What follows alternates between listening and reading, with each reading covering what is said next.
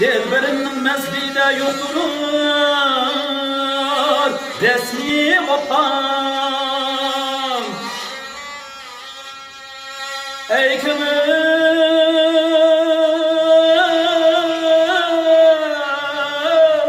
yetkey nali zaliminin.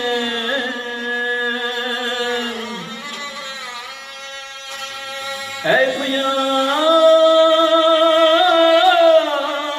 kadrini aydaki gel olmuşum.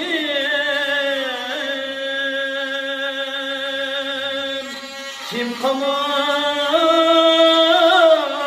gözge bir zaman tabim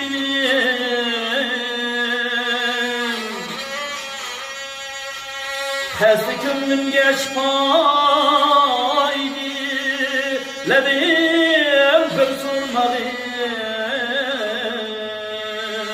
Sen onu bir sormadın. Her utfabim benim Arez'in şevdimindeki o yarey akar gözümsün. Lut bilek yüzünü garip erkey bu sababım benim.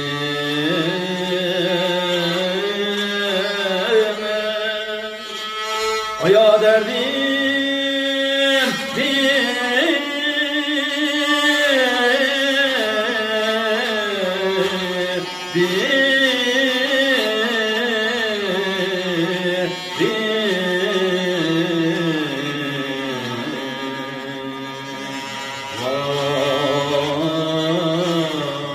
vay derdim